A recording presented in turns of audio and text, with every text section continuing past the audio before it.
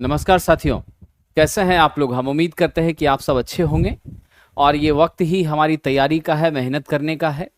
धीरे धीरे करके कई सारी कंपनियों में छोटे छोटे वैकेंसी आनी शुरू हो गई हैं। पद की संख्या भले कम है लेकिन हमें एक सीट वहां पर पक्का करनी है। आपके बीच में आज चर्चा करने वाला हूँ nuclear power corporation India limited. इसके अंदर ITI इलेक्ट्रीशियन और अन्य पदों की वैकेंसी आई है, जिसकी पूरी डिटेल कुछ दिनों के अंदर आ जाएगी। मैं आपको इसकी विस्तार से जानकारी आज दे रहा हूं कि इसमें कौन से बच्चे फॉर्म भर सकते हैं, उम्र की सीमा क्या है, एग्जाम की प्रक्रिया क्या होती है, क्या ये जॉब हमें करनी चाहिए या नहीं करनी चाहिए। इन सारी चीजों पर आज मैं आपसे डिस्कस करूंगा।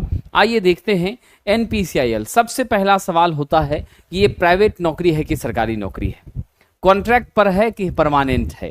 तो आप ये बात तो हमेशा के लिए रख लीजिए कि NPCIL की नौकरी परमानेंट है और 100% सरकारी है। भारत सरकार के अधीन यह उपक्रम चलता है।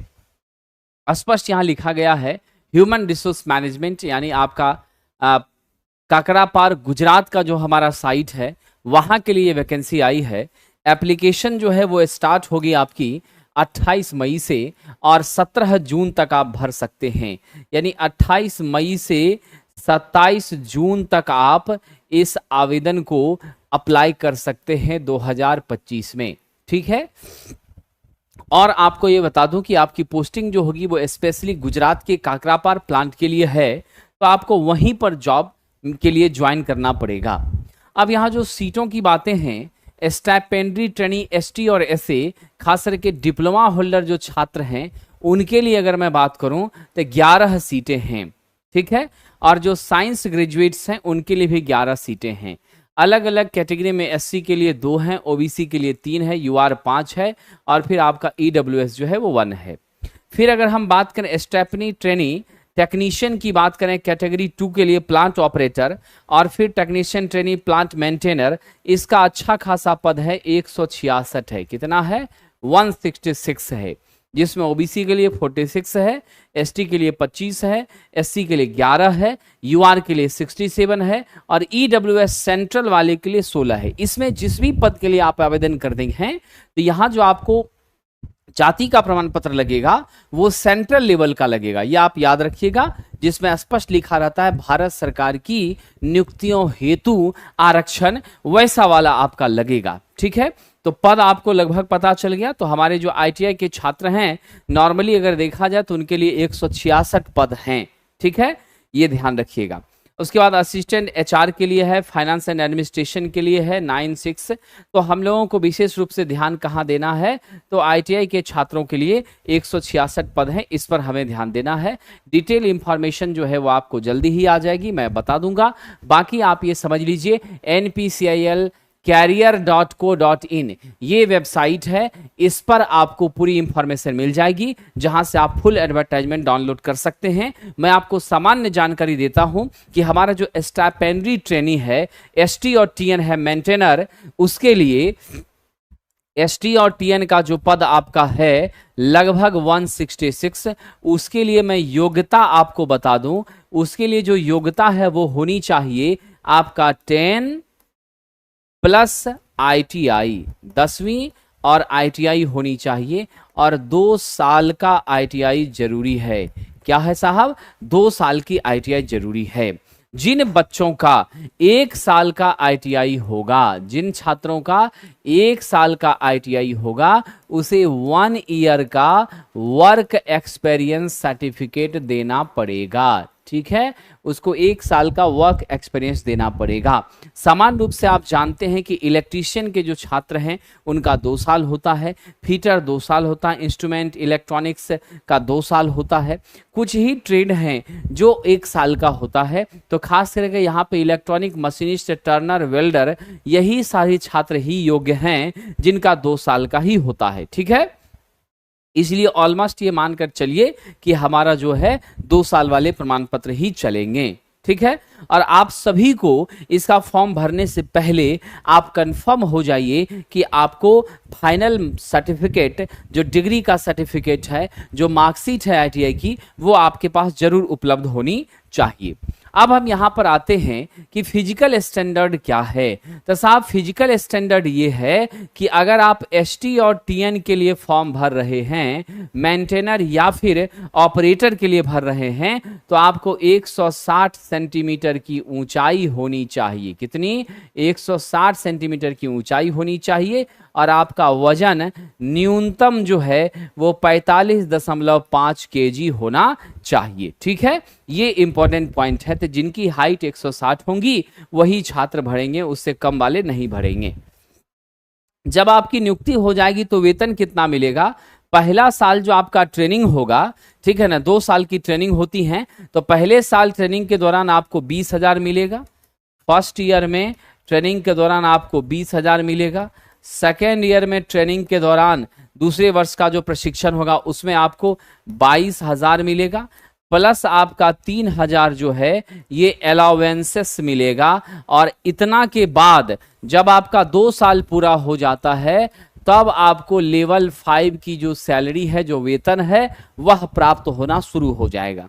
तो ये यहां पर है। साथ ही साथ अगर आप जॉब ज्वाइन करते हैं तो आपको बॉन्ड भरवाया जाएगा 5 लाख का। आप 2 साल के भीतर जॉब नहीं छोड़ सकते हैं, ये भी यहां पर है। ठीक है, उसके बाद हम यहां देख लें कि आपका जो पेमेंट मैट्रिक्स जाता है वो 32,550 तक जाता है।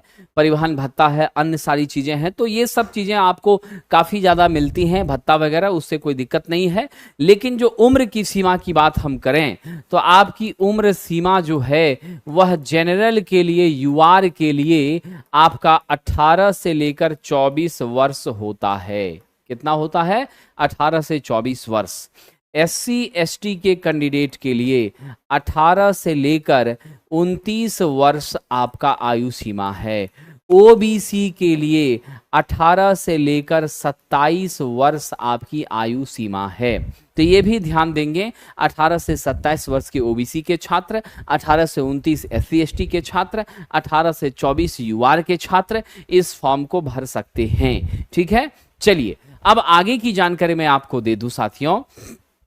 आगे इंपॉर्टेंट पॉइंट है कि हमारा एग्जामिनेशन कैसा होगा, कितना किस तरीके से होगा। तो एग्जामिनेशन के आपके 4 चरण हैं। जो फर्स्ट चरण है वह आपका साहब प्रीलिमिनरी टेस्ट है। क्या है? प्रीलिमिनरी टेस्ट है।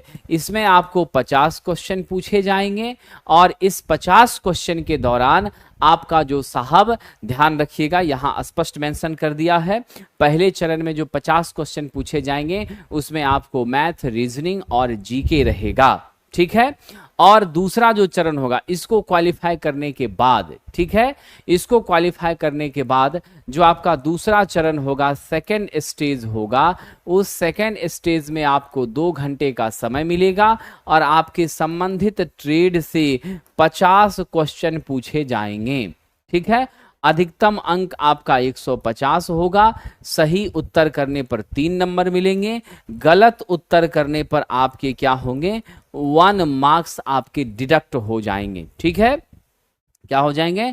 1 मार्क्स आपके डिडक्ट हो जाएंगे। ठीक है, जब आप सेकेंड स्टेज को क्वालिफाई कर जाते हैं, ये दोनों एग्जामिनेशंस जो हैं, एडवांस टेस्ट इसको कहा जाता है, ये दोनों एग्जामिनेशन जब आप क्वालिफाई कर जाते हैं उसके बाद जो अगला चरण होगा उसमें आपकी मेधा सूची जारी होगी और जो मेरिट लिस्ट जारी होती है, याद रखिएगा जो मेरिट लिस्ट हमारी बनती है वो सेकेंड स्टेज के मार्क्स के आधार पर बनती है। इसके बाद आपकी स्किल टेस्ट होगी। यह स्किल टेस्ट जो है वह क्वालिफाइंग नेचर का होगा। ठीक है, जो बहुत ही इंपॉर्टेंट है। ठीक है साथियों, तो स्किल टेस्ट आगे होगी जिसमें रिलेवेंट ट्रेड से आपको प्रैक्टिकल पूछा जाएगा। स्किल टेस्ट के बाद चौथा चरण आपका डॉक्यूमेंट वेरिफिकेशन होगा। क्या होगा? डॉक्यूमेंट वेरिफिकेशन, देन आपकी नियुक्ति होगी। तो इतने सारे आपके चरण हैं। ठीक है, तो कुल मिलाकर के 4 स्टेज में यहां पर आपका फाइनली सिलेक्शन होना है। कौशल परीक्षा में स्पष्ट बताया गया है कि कौशल परीक्षा में उन्हीं बच्चों को लिया जाएगा जो स्टेज 2 के मेरिट लिस्ट से क्या होते हैं? सेलेक्ट करते हैं। यहां पर जिनकी मेधा सूची में अनुक्रम के अंदर जो बच्चे आ जाएंगे वही आपका स्किल टेस्ट के लिए डेफिनेटली सेलेक्ट होंगे। समझ गए। तो अब फाइनल जो मेरिट लिस्ट बनती है तो कौशल परीक्षा के अंतर्गत ये कहा गया है कि जनरल के लिए 50% और ओबीसी एससी एसटी के लिए 40% स्किल टेस्ट में मार्क्स लाना पड़ेगा, देन जाकर के आपको फाइनली क्वालिफाई माना जाएगा। ठीक है, और जितनी भी एडमिट कार्ड या जो भी इंफॉर्मेशन आप चाहेंगे वह आपका वेबसाइट www.npcil-career, ठीक है, careers.co.in, इसी पर आपको सारी इंफॉर्मेशन मिल जाएगी, जहां से आप रेगुलर टच में रहेंगे। तो आप सभी लोग निश्चित रूप से जो भी छात्र योग्य हैं वो इस फॉर्म को भरें, और आईटीआई वाले छात्रों को भरना ही चाहिए। हम अगर सरकारी नौकरी चाहते हैं तो अपॉर्चुनिटी कहीं से भी हो उसमें पार्टिसिपेट करना चाहिए। हम उम्मीद करते हैं कि बेसिक इंफॉर्मेशन मैंने आपको प्रदान की है। अगर कोई डाउट्स होगा इससे रिलेटेड तो आप कमेंट करेंगे, मैं उसकी भी जानकारी अगले वीडियो में आपको दूंगा। और आप ध्यान रखेंगे, अगर बिहार इलेक्ट्रिसिटी बोर्ड के लिए आप तैयारी करना चाहते हैं, ट्रेड को मजबूत करना चाहते हैं, तो आप हमारे BSPSCL इलेक्ट्रिशियन ट्रेड का जो बैच है वज्र बैच, इससे जुड़ सकते हैं। प्लेटफॉर्म बाय नवीन कुमार सिंह एप्लीकेशन पर यह उपलब्ध है, और यह ऑफलाइन में भी शाम 6 से 8 में चल रही है। अगर आप असिस्टेंट लोको पायलट NPCIL देश की किसी भी परीक्षा के लिए तैयारी करना चाहते हैं तो आप हमारे संकल्प बैच से जुड़ सकते हैं, और ये बैचेज भी शाम 6 से 8 में बाजार समिति में चलती हैं। प्लेटफॉर्म बाय नवीन कुमार सिंह ऐप पर ये उपलब्ध हैं, तो आप इससे जुड़कर अपनी तैयारी करें। बहुत बहुत धन्यवाद साथियों।